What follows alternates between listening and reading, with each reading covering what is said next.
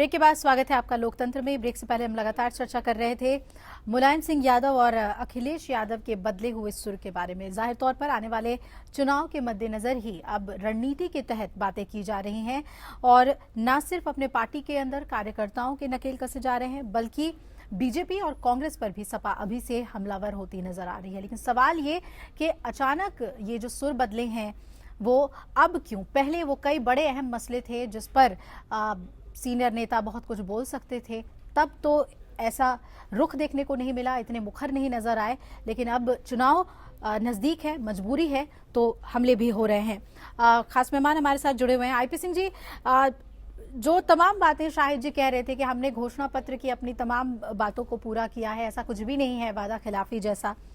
अगर हम बीजेपी की बात करें तो केंद्र में आपकी सरकार है और लोकसभा चुनाव में जो अप्रत्याशित जीत आप लोगों को मिली, उसके बाद सवाल तो आपसे भी कई ज्यादा हैं। आपको नहीं लगता कि अगर इसी तरह से मुलायम सिंह यादव हमलावर होते रहेंगे, वादा खिलाफी की बात कहकर, जुमले की बात कहकर, तो नुकसान होगा इससे बीजेपी को?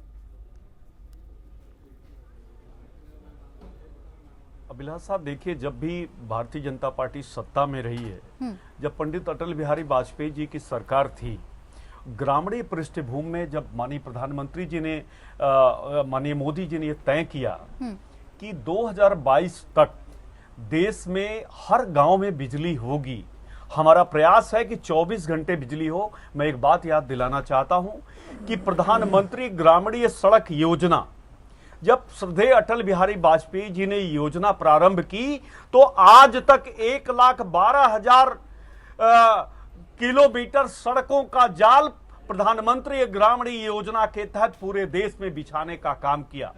जो घटकर पिछली सरकारों में कम रह गया तो उसको बढ़ाकर माननीय प्रधानमंत्री जी मोदी जी ने 67 किलोमीटर प्रतिदिन गांवों में सड़क बनाने का काम, जिसका टास्क मात्र 6 महीने बाद 100 किलोमीटर करने जा रहे हैं। राष्ट्रीय राजमार्गों की बात है, उसको 23 किलोमीटर प्रतिदिन राष्ट्रीय राजमार्गों का निर्माण हो रहा है। जैसे जल में जो भी छोटे मोटे जहाज चलते थे, अगर इतना ज्यादा काम हो रहा है, अगर इतना ज्यादा काम हो रहा है तो क्यों पंचायत चुनाव में हार मिली आप लोगों को? जयपुर की बात कर लीजिए, वहां पर सड़कों के बारे में कहा जा रहा है कि सिर्फ ऊपर से चमकाई गई है सड़कें। दे दूंगा प्रधानमंत्री।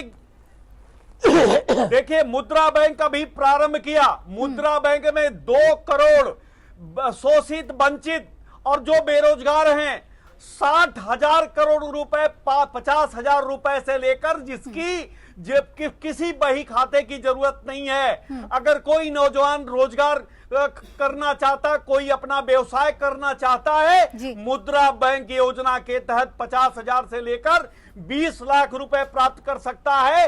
2 करोड़ लोगों को ये मात्र 7-8 महीने के अंदर 2 करोड़ लोग उसे लाभान्वित हुए और भारत सरकार ने 60,000 करोड़ रुपए उपलब्ध कराया है। 1,20,000 करोड़ उसके लिए सुरक्षित रखा गया है। 30 से 35% जो युवा है ये तमाम बातें, उत्तर प्रदेश में ऐसी अच्छी बातें शाहिद जी भी कह रहे थे, मेट्रो के बारे में कह रहे थे, बिजली योजना के बारे में कह रहे थे। बैंकों के अगर मुलायम सिंह यादव के सुर बदले हैं तो आने वाले दिनों में मोदी जी के भी सुर बदलेंगे। उन्होंने भी तारीफ की है कई दफा मुलायम सिंह यादव की, लेकिन चुनाव क्या मजबूरी है? ये चुनावी मजबूरी ही है कि अब सुर बदल रहे हैं। पहले एक दूसरे की तारीफ करते थे, अब एक दूसरे की कमियां निकालेंगे। तो बीजेपी भी तो कोई अलहदा नहीं है और पार्टी से। चुनाव के समय बहुत ही कड़वी बातें मुलायम सिंह ने कही हैं। जब चुनाव चल रहा था लोकसभा का, श्री मुलायम सिंह के स्टेटमेंट देख लीजिए। तमाम कड़े शब्दों का प्रयोग मुलायम सिंह और दौलत की बेटी मायावती ने मानी प्रधानमंत्री जी के बारे में कहा था। लेकिन आज वो देश के प्रधानमंत्री हैं। जैसे श्री अखिलेश यादव के बारे में किसी अपशब्द का प्रयोग इस पैनल में बैठा हुआ कोई व्यक्ति नहीं कर सकता, क्योंकि वो सिर्फ समाजवादी पार्टी या श्री मुलायम सिंह के सुपुत्र ही नहीं, वो उत्तर प्रदेश के युवा मुख्यमंत्री। हम उनकी आलोचना तो कर सकते, लेकिन अब शब्दों का प्रयोग उनके बारे में बिल्कुल नहीं कर सकते। उनके परिवार में भ्रष्टाचार की चर्चा तो कर सकते हैं। तो उसी प्रकार अगर कहीं राजनैतिक रूप से राष्ट्रीय नेता श्री मुलायम सिंह भी हैं और वो देश के प्रधानमंत्री हैं। जिस प्रकार देश की संसद को ठप करने का काम तमाम राजनीतिक दलों में किया, और उस समय मुलायम सिंह जो जिनकी संसदीय उम्र बहुत ज्यादा है, और उन्होंने कहा नहीं, ये जो गतिरोध है ये समाप्त होना चाहिए। उस पर माननीय प्रधानमंत्री जी ने कहा कि भेदभाव मिटाकर संसद चलनी चाहिए, देश की जनता हमें माफ नहीं करेगी। अशोक जी, ये मतलब नहीं बुंदेलखंड जिन कार सेवकों की भी चर्चा हम यहाँ पर करना चाहेंगे। बीजेपी की आज केंद्र में सरकार है और सिंह को इस देश का अखिलेश यादव ने अपनी टिप्पणी में कहा कि जब कांग्रेस की सरकार थी तो कितनी तस्वीर यहाँ पर बदल दी गई। क्या बीजेपी और कांग्रेस दोनों को ही केंद्र में होने की वजह से सपा निशाने पर ले रही है, और जवाबदेही आपकी भी बनती थी जब आप केंद्र में थे? ये आज की स्थिति नहीं है, बुंदेलखंड लंबे समय से ऐसी स्थिति से गुजर रहा है। अभिलाषा, सबसे पहले बात तो कि हम 27 साल से उत्तर प्रदेश में सरकार में नहीं। नंबर 1, बहुजन समाज पार्टी की सरकार रही और अब समाजवादी मुलायम सिंह यादव खुद मुख्यमंत्री रहे हैं और अब उनके बेटे मुख्यमंत्री हैं, पहली बात। दूसरी बात, अभी आईपी सिंह जी बड़े जोरदार तरीके से कह रहे थे साइनिंग इंडिया और भारत उदय जैसी चीजें हमने उत्तर प्रदेश हिंदुस्तान में देखी। आज दलितों के अत्याचार पर कोई चर्चा नहीं कर रहा, कच्चे तेल पर कोई चर्चा नहीं कर रहा, महंगाई की कोई बात ही नहीं कर रहा, रेल किराए में बढ़े की कोई बात ही नहीं कर रहा। 2014 में देश में आदरणीय मोदी जी ने जो वायदे किए थे, कम से कम महंगाई तो कम कर देते। हम सारी बात मानने को तैयार हैं। आप बिल्कुल सच बोलते हैं, समाजवादी भी सच बोल रही है और आप भी सच बोल रहे हैं। एक को 25 साल के बाद याद आ रही है और लगातार के आदरणीय मेरा सवाल लेकिन रह गया, मेरा सवाल बुंदेलखंड को लेकर था अशोक जी। मगर मैं अभिलाषा जवाब तो कांग्रेस को भी देना है। सवाल पे आ रहा हूं। 27 हमने जो पैकेज दिए, हमने 7,200 करोड़ रुपया यूपीए सरकार ने दिया। बंदरबाट उत्तर प्रदेश के आला अधिकारी जो भ्रष्टाचार में लिप्त हैं, जो खा गए हैं, वो पंचम तल में मुख्यमंत्री के साथ बैठे, किस मुंह से शाहिद साहब कहेंगे? उन लोग, चाहे बहुजन समाज पार्टी ने और चाहे समाजवादी पार्टी ने, जिन्होंने भ्रष्टाचार किया। मनरेगा जैसी स्कीम हम लेकर आए जिसमें इतने बड़े बड़े व्यापक भ्रष्टाचार किए। सोनभद्र जो मनरेगा के जितने भी जिले। आईपी सिंह जी से भी पूछ लेते हैं। आईपी सिंह जी, अशोक सिंह जी कह रहे हैं कि स्पेशल पैकेज यूपीए गवर्नमेंट ने दिया था। बुंदेलखंड को लेकर आपकी सरकार में चर्चा होती है, बैठकें होती है, लेकिन कुछ बड़ा निकलकर सामने नहीं आता है। बुंदेलखंड आज भी घास की रोटी खा रहा है। राहुल गांधी लगातार दुख दर्द बांटे जाते हैं, मगर उत्तर प्रदेश की सरकारें जो रही थी, जब पहले रही और आज भी जो सरकार है, उनके तो स्थिति ऐसी बनी क्यों रही कि अभी भी दुख दर्द बांटने जाना पड़ रहा है? ये सवाल तो अहम है ना जी। अब बीजेपी केंद्र में, बीजेपी की सरकार है, इनसे पूछ लेते हैं। आईपी सिंह जी, बनती है कि केंद्र सरकार चाहे आज आईपी सिंह जी भी सरकार में केंद्र में है, पैसा भेजेंगे, राज्य सरकार की जिम्मेदारी होती है। अशोक सिंह ने बहुत ही स्पष्ट तौर से कहा कि जब यूपीए 2 की सरकार थी, बुंदेलखंड की जब हम चर्चा करते हैं, जहां की आबादी 78 लाख थी, जिसमें से 33 लाख लोग माइग्रेट कर गए रोजी रोटी के लिए, वो बुंदेलखंड छोड़कर चले गए। 7,200 करोड़ रुपए यूपीए 2 ने दिया जी। सवाल ये खड़ा होता है, क्या कांग्रेस उस पैसे की मॉनिटरिंग जो बसपा की सरकार थी क्या नहीं कर सकती थी? 4 वर्षों में लगभग पौने 3 साल नहीं 2.25 साल सपा की सरकार इनकी केंद्र में और उत्तर प्रदेश में सपा की सरकार थी। क्या ये जवाबदेही सपा की नहीं बनती है? और कांग्रेस को इस बात नहीं पूछना चाहिए कि जो केंद्र का पैसा वो कहां जा रहा है? क्या आज अखिलेश यादव ने एक बात कही कि हम कागजों पर तालाब नहीं बनाते? क्या अखिलेश यादव जी की जिम्मेदारी नहीं बनती कि जिस दौलत की बेटी ने कागजों पर तालाब बनाने का काम किया, उनके नेताओं को, उन अधिकारियों को जेल में हम ठूस दें? तो सवाल खड़ा ये होता है कि जवाबदेही से कांग्रेस भी बची है और जवाबदेही से सपा भी बच रही है। ये कहीं न कहीं ये लोगों आप अपनी जवाबदेही कैसे निभा रहे हैं? पूरा का पूरा पैसा चलिए, ये अपनी जवाबदेही से बच गए, आप अपनी जवाबदेही कैसे निभा रहे हैं? क्या केंद्र सरकार बुंदेलखंड के लिए कुछ बड़ा करेगी? बैठकें तो हुई हैं, अब तो मसला जो है वो सुप्रीम कोर्ट में है। सुप्रीम कोर्ट अब इसमें डायरेक्शंस देगा कि किस तरह से मनरेगा के तहत फायदा मिले, जो पौष्टिक आहार नहीं मिल पा रहे वहां बच्चों को, उसके तहत राहत मिले। क्या ये सरकारों की जिम्मेदारी नहीं, चाहे वो केंद्र की हो या राज्य सरकार की? आईपी सिंह जी। अभिलाषा जी, अगर चिंता होती, हमने तो किसानों के कर्जे माफ किए। मेरा सवाल आईपी सिंह जी से, उनको जाना भी है। IP Singh ji please conclude कीजिए। आईपी सिंह जी बताइए।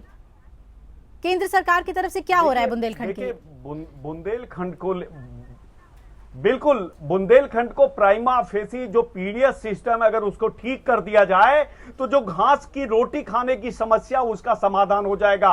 अटल जी ने कहा कि देश में नदियों को जोड़ने का वक्त आ गया है, उस काम को प्रारंभ करना होगा कि कैसे, जैसे जलगांव से मुंबई को पानी की सप्लाई होती है उसी तरह पक्की नहरों के माध्यम से जो लोहे की नहर बनाकर इन तमाम जो 5 जिले 7 जिले हैं उनको सप्लाई देनी होगी। और मैं समझता हूं कि भारत सरकार उसके लिए तैयार है। उत्तर प्रदेश सरकार को इस पर आगे बढ़ना चाहिए। उसमें दिक्कत नहीं होनी चाहिए। मध्य प्रदेश के अंतर्गत भी इतने जिले आते हैं, वहां पर तो बीजेपी की ही सरकार है, फिर भी स्थिति तो बेहतर नहीं।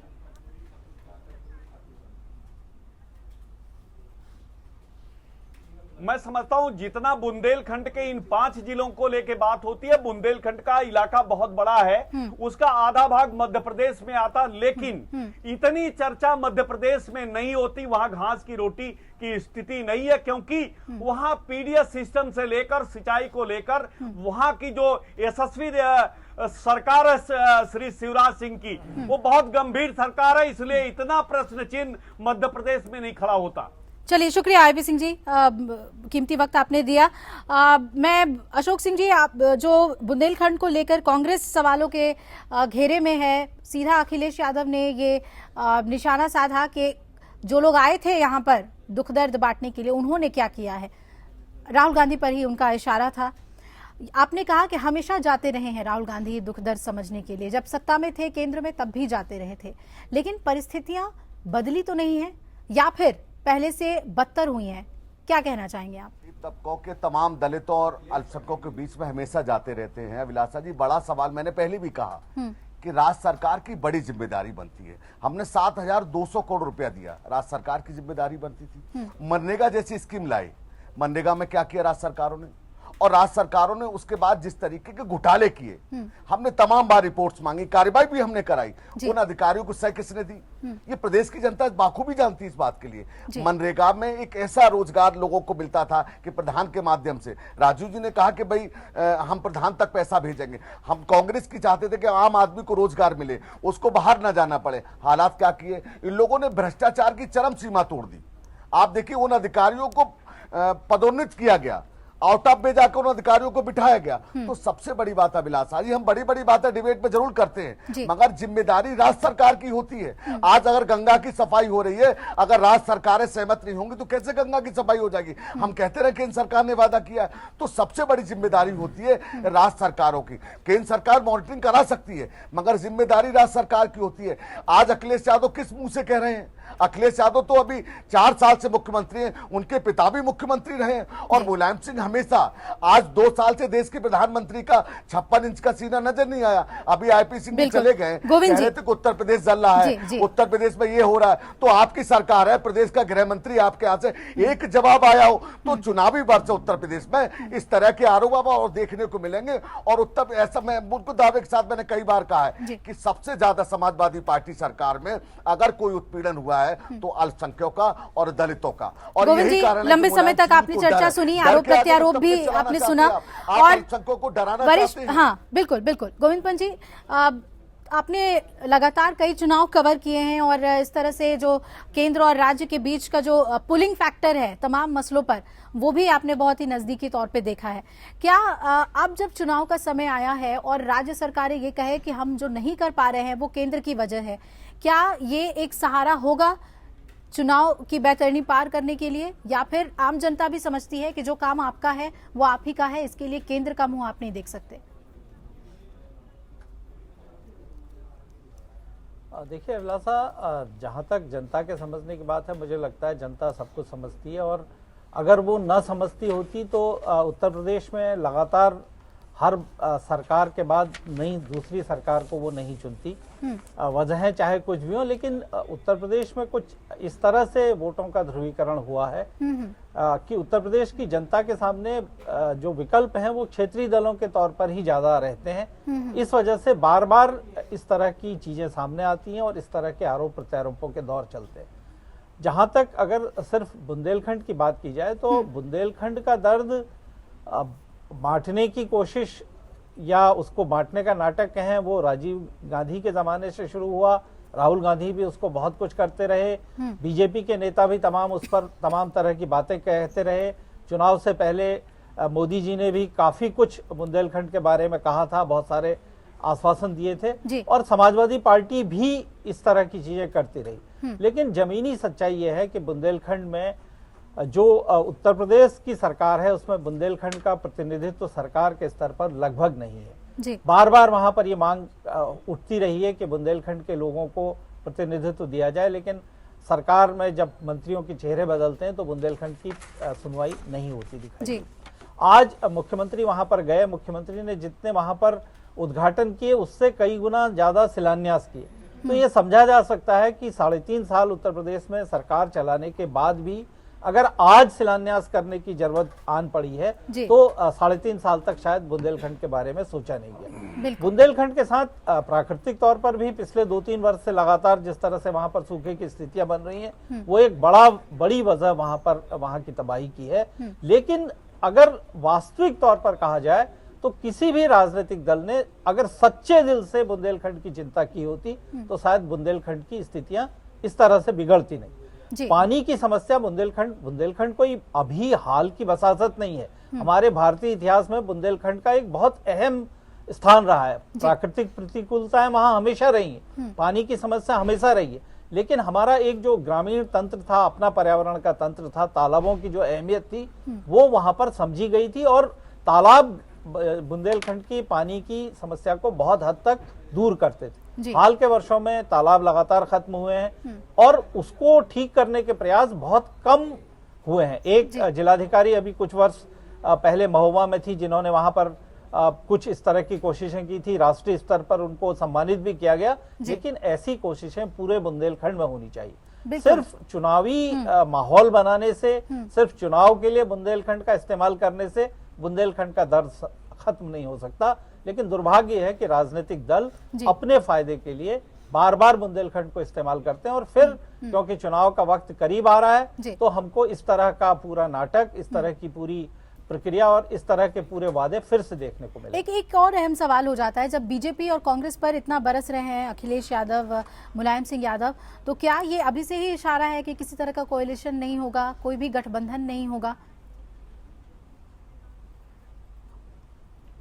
देखिए अभिलाषा, जिस तरह की उत्तर प्रदेश में राजनीतिक स्थितियां हैं उसमें किसी गठबंधन की संभावना तो कतई नहीं दिखाई देती। कांग्रेस ने खुद 150 से ज्यादा सीटें जीतने का दावा अभी से कर दिया है, तो कांग्रेस किसी छोटे सहयोगी दल के तौर पर किसी राजनीतिक दल के साथ मिल नहीं सकती। मायावती खुद सारी सीटें जीतने का दावा कर रही है, तो उनके साथ किसी के जाने की गुंजाइश बनती नहीं। बीजेपी का भी दावा यही है और समाजवादी पार्टी तो अगली सरकार बनाने का दावा कर रही है। तो जो राजनीतिक परिस्थितियां उसमें कुछ बहुत छोटे दल इन 4 दलों के साथ जुड़ जाएं और किसी तरह का गठबंधन बने, ये संभावना तो दिखती है, लेकिन बड़े स्तर पर मुझे नहीं लगता कि किसी भी तरह का कोई गठबंधन एक दूसरे के साथ होने वाला है। चारों दलों को एक दूसरे का मुकाबला करना है, इसलिए इस तरह के जो आलोचनाएं हैं, इस तरह के जो आरोप हैं, इस तरह की जो एक दूसरे के खिलाफ जो बातें हैं वो अभी हमको शायद और ज्यादा सुनने को मिले। जी, लेकिन कांग्रेस को क्या सपा वाकई में गंभीर तौर पे ले रही है? अशोक सिंह जी हमें बेहतर बताएं, क्योंकि दावे तो हैं कांग्रेस के, लेकिन ये भी सच है कि जो सियासी जमीन है वो लगातार सरकती ही गई कांग्रेस की, यूपी में खासतौर पे। तो ऐसे में अगर अखिलेश यादव राहुल गांधी पर निशाना साध रहे हैं तो क्या माने, कैसे देखते हैं अशोक सिंह जी, क्या गंभीरता से आपको लिया जा रहा है? अभिलाषा सबसे बड़ा देखिए सवाल यह है कि 27 सालों में बहुत सारे उत्तर प्रदेश में प्रयोग हुए हैं। दलितों के नाम पर प्रयोग किए गए, सबसे ज्यादा उत्पीड़न बहुजन समाज पार्टी की सरकार में उत्पीड़न हुए। बहन जी अपने किले से नहीं निकली। उत्तर प्रदेश 2005 में यूपी में है दम और जुर्म में यहाँ है कम, वो भी देखा गया। मुलायम सिंह जी यादव जी को जाना पड़ा। 2012 में जनता ने सत्ता में तो यही आते हैं ना किया और अखिलेश यादव उत्तर प्रदेश के मुख्यमंत्री। राहुल गांधी तो हमेशा यूपी में आते हैं। उत्तर प्रदेश की जनता, मैं वही बात कर रहा हूं, में रात बिताते हैं, खाना खाते हैं, जाते हैं, दुख दर्द लेके, लेकिन सत्ता में तो यही दोनों पार्टी आती है। अभिलाषा जी देखिए, सपने देखिए, हमने उत्तर प्रदेश में जात और धर्म, हमने कांग्रेस ने कभी जात और धर्म की राजनीति नहीं की। मैं इसीलिए कह रहा हूं अभिलाषा कि आप प्रयोग बंद होंगे उत्तर प्रदेश में और 2017 में तो सरकार की आंखों में मोतियाबिंद हो गया है, जिसको दिखाई नहीं देता किसानों का दर्द, नौजवानों का दर्द, अल्पसंख्यकों का दर्द, दलितों को पेशाब पिलाया जाएगा झांसी में, ये सरकार है। बरेली में उत्पीड़न किया जाएगा, ये सरकार है। जिस तरीके के हालात बने हैं, अभी राजा भैया ने खुद कहा कि मुख्यमंत्री के घिरा जनपद, राजा भैया तो अशोक जी ये हालात हैं, लेकिन अगर मुलायम सिंह यादव का विकल्प जनता देखती है तो मायावती याद आती है। गोविंद पंत जी, क्या कांग्रेस के लिए आप संभावनाएं देख रहे हैं? अगर अखिलेश यादव निशाना साध रहे राहुल गांधी पे, तो क्या राहुल गांधी इस बार नौजवान वो रंग दिखा पाएंगे? निगाह से कांग्रेस की तरफ देख रहा है, किसान आशा भरी निगाह से देख रहा है, और हम सरकार बनाने की ओर जा रहे हैं। हम दावा कर रहे हैं इस बात को, और यही घबराहट में मुलायम सिंह जी का और चलिए वो घबराहट कितनी है मुलायम, मैं गोविंद पंत जी आप कंक्लूड कीजिए, बताइए क्या कांग्रेस के लिए है संभावनाएं उत्तर प्रदेश में? क्या राहुल गांधी को गंभीरता से ले रही है सपा? नहीं, समाजवादी पार्टी भले ही राहुल गांधी को गंभीरता से ले रही हो, लेकिन मुझे अगर मैं ये कहूं कि राहुल गांधी खुद उत्तर प्रदेश को गंभीरता से नहीं ले रहे हैं, तो मुझे ये गलत नहीं लगता। जब उत्तर प्रदेश में विधानसभा के चुनाव हुए थे, तब राहुल गांधी ने उत्तर प्रदेश के लिए पूरा समय देने की बात की थी। उत्तर प्रदेश पर उन्होंने जिम्मेदारी ली थी कि उत्तर प्रदेश की जिम्मेदारी वो लेंगे। लेकिन आज तक उत्तर प्रदेश में कांग्रेस जो अपने को खुद मजबूत करने की कोशिश है, वही करती नहीं दिखाई दे रही है। उत्तर प्रदेश में कांग्रेस का सांगठनिक ढांचा जो है वो साफ नहीं बन सका है, वो मजबूत नहीं बन सका है। तो ऐसी हालत में मुझे लगता है कि कांग्रेस विकल्प हो सकती थी, लेकिन जब तक कांग्रेस खुद को मजबूत नहीं करती, तो कांग्रेस कम से कम उत्तर प्रदेश में कोई विकल्प की स्थिति में नहीं दिखाई देती, जब तक वो अपने को खुद मजबूत नहीं करती। बिल्कुल, आम लोगों के दिल में जगह बनाने की जो राह है वो आसान नहीं है, और ये सभी पार्टियों को समझना होगा, जो सत्ता में है वो भी और जो सत्ता में नहीं है, पहुंचने की चाहत रखते हैं वो भी। और सिर्फ आरोप और प्रत्यारोप से आम जनता आपको नंबर्स नहीं देती, आपके लिए वोट नहीं डालती। आप क्या परफॉर्म करते हैं ये जरूरी होता है, और उम्मीद है कि इसे बेहतर तरीके से तमाम जो राजनीतिक पार्टियां हैं वो समझेंगी। बहुत बहुत शुक्रिया आप सभी का लोकतंत्र में हमारे साथ जुड़ने के लिए। फिलहाल इतना ही, आप बने रहिए एपीएन के साथ, खबरें लगातार जारी हैं। नमस्कार।